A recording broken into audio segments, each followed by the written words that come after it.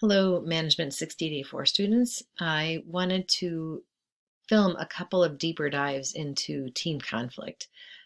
Conflict is one of those processes in teams that many of us face and many of us struggle with. And so I think it's worthwhile to dig a little bit deeper into some of the reasons conflict happens and to think a little bit about what we can do as team leaders and as team members to try to intervene and reduce team conflict and elevate the effective kinds of team conflict. In the foundational video for this week, I brought up one of the key things to think about is that there are different kinds of conflict content. So the focus of what the conflict is something we have to think a lot about. And it's important because research shows us that the different types of conflict have different outcomes for team effectiveness. And one of the key distinctions the research literature has identified is the difference between task conflict and relationship conflict. And I went over that in some depth in the foundational video. But one of the things that I want to point out is that one of the big challenges here is that these two types of conflict are often related.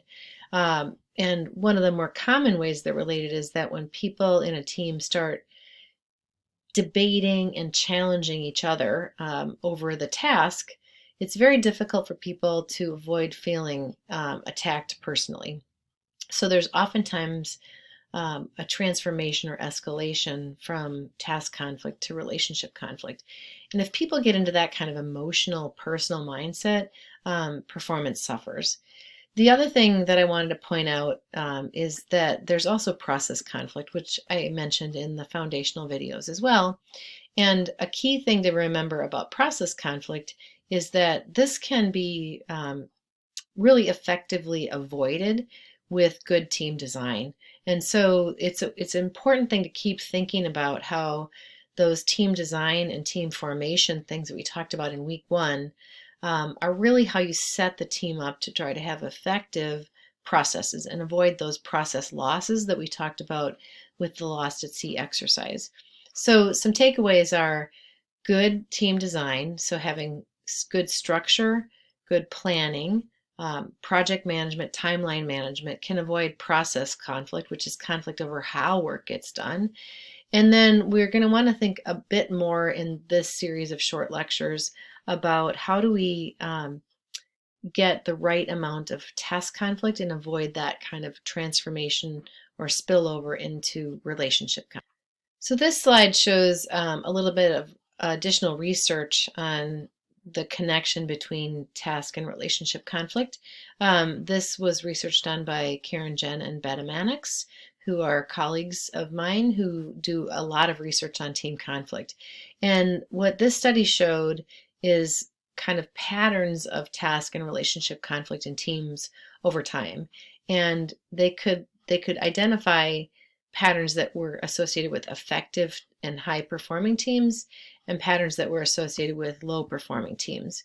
And the thing to take away here is that the highest performing teams had relatively low conflict early on. So I would take that as a read that people trust each other, they give each other the benefit of the doubt, and there's good team design, good structure in place so the team can get started working, make sense of what they're doing, understand their shared goal, and then dig into the work itself. And these effective teams, they did have increasing task conflict in the first part of their time together. And I would classify this as divergence in the work. And when you look at the decision-making lecture, you'll see that there's oftentimes a period of divergence that we really want. Because if we don't consider multiple options and if we don't sort of interrogate those options against each other, we don't have the best decisions, and our decisions can be subject to more of those kinds of decision-making biases. In your previous classes, you should have learned about the individual level biases, but teams are also subject to certain kinds of group biases, and conflict in a team, effective task conflict, can help avoid those group decision biases. But the effective teams, they figure out a way that they need to start converging. They need to start pulling together and making sense of that discourse, and then making decisions to come together and finish the work. These teams notably also keep their level of relationship conflict extremely low over the course of their team life cycle. On the other hand, the lower performing teams, one interesting thing to note here is that they tended to start out with higher conflict right away. And again, I think that's an indication that perhaps those teams were not launched or designed very well, because there probably were disputes immediately about the purpose and the goals of the team. So if you think about starting out not even agreeing on what we're trying to do, chances are you're going to have an escalation of conflict happening. And what we see, though, is that those teams tend to have the relationship conflict rocket, and they really don't get much benefit from task conflict, and they're unable to resolve this. If it elevates fast over the initial life cycle of the team, those teams stay at a high level and their performance suffers. So again, some things to think about here. In the foundational lecture, I shared some research that showed that teams that have extremely high levels of trust are able to keep their conflict at task conflict and not have this transformation happen. So one key takeaway is that we want to establish trust early on in a team and reinforce the trust over the life cycle. There's a couple different ways to think about this, and again, shows that interconnectedness of team formation and team processes. So one thing we talked about in the team formation lectures was the idea of having people who have prior shared experience or familiarity. And one of the reasons that's helpful to teams is that people have a sense of trust and knowledge about how each other works. That lets teams start off with a higher level of trust. But if you have a team where people are relatively unfamiliar or strangers, this is also why another element of team formation is really important, which is creating a team charter and having conversations so people do understand and accept the goals of the team.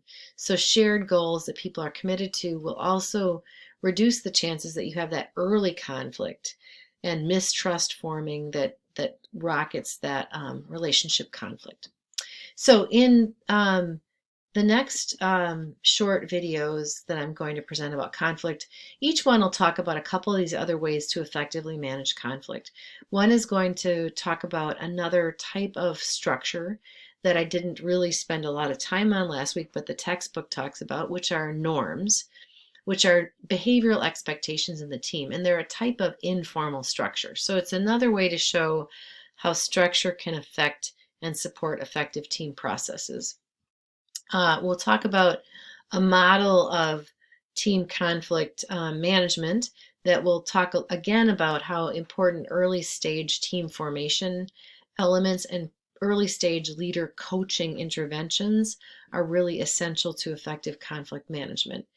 And then finally, these last two I also mentioned in the foundational lecture on conflict, but I want to get a little bit deeper into them because they are showing some very strong research in terms of understanding how to effectively manage conflict in teams. And one of those is with respect to the conflict expression, so the communication processes by which conflict is expressed in teams, and then the negotiation perspective to think about using negotiation principles to understand how to be better at resolving conflict in teams. So those are some things that we'll get a little bit deeper into to hopefully give you some things to think about, both preventing conflict in the teams that you form and participate in, and also resolving conflict or keeping the benefits of task conflict while avoiding relationship conflict as you're working in teams.